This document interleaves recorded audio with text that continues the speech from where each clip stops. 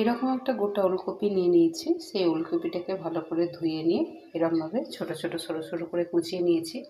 এর মধ্যে দিয়েছি একটু নুন, কাঁচা লঙ্কা আর একটুখানি চাট মশলা আর একটু নারকেলকে ছোটো ছোটো করে কুচিয়ে রেখেছি। এটাও এর সঙ্গে মিশিয়ে একসঙ্গে বেটে নেব। ঢেলে নিয়েছি, নিয়ে এর সঙ্গে একটা ডিম ভেঙে দিয়েছি আর একটু কর্নফ্লাওয়ার দিয়েছি, দিয়ে এটাকে খুব ভালো করে একটু ফেটিয়ে নেব। আর এখানে আমি একটা ডেচকির মধ্যে জল দিয়ে দিয়েছি। জলটা দিয়েছে একটা ফুটো ফুটো থালা বসিয়ে দিয়েছি।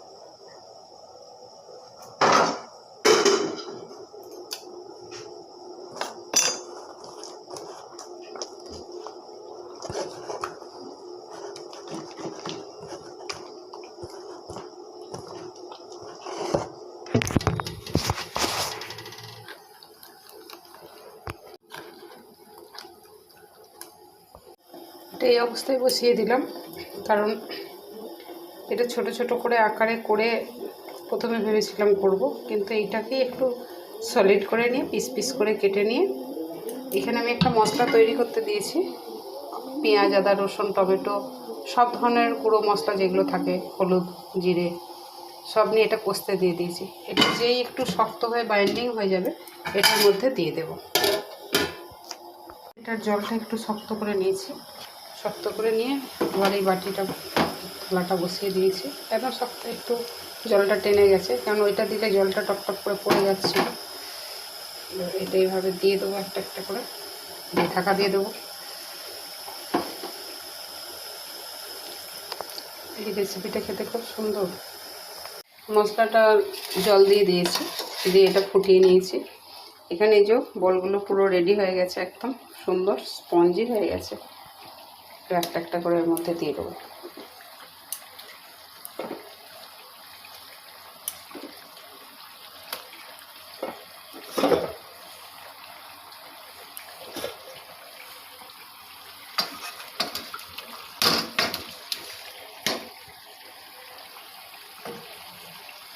দিয়ে দিলাম সব বলগুলো। এবার এটা একটু ঢাকা দিয়ে দেব। একটু গরম মশলা ছড়িয়ে একটু টাইট করে নেব। রসটা একটু বেশি হয়ে গেছে, একটু ফুটবে তো রসটা ভেতরে ঢুকবে। মশলাটার মধ্যে পেঁয়াজ, আদা, রসুন, কাঁচা লঙ্কা, শুকনো লঙ্কা, টমেটো, হলুদ, ধনে, জিরে গুঁড়ো, যেরকম নর্মাল মশলা হয় সবগুলো কষে তার মধ্যে জলটা ফুটিয়ে নিয়েছি, নিয়ে এটা দিয়ে দিয়েছি। এবার একটু গরম মশলা দিয়ে চাপা দিয়ে দেবো। একটু মিষ্টি দেবো, অল্প একটু চিনি ছড়িয়ে দেবো। এই একটা হয়ে গেছে।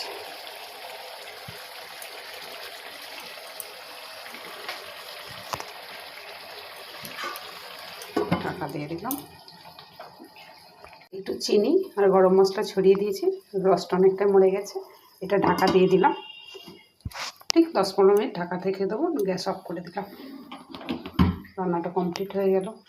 এটার জলটা একটু শক্ত করে নিয়েছি, শক্ত করে নিয়ে এবার এই বাটিটা থালাটা বসিয়ে দিয়েছি। একদম শক্ত, একটু জলটা টেনে গেছে, কারণ ওইটা দিলে জলটা টকটক করে পড়ে যাচ্ছিল। এটা এইভাবে দিয়ে দেবো একটা একটা করে, দিয়ে ঢাকা দিয়ে দেবো। এই রেসিপিটা খেতে খুব সুন্দর।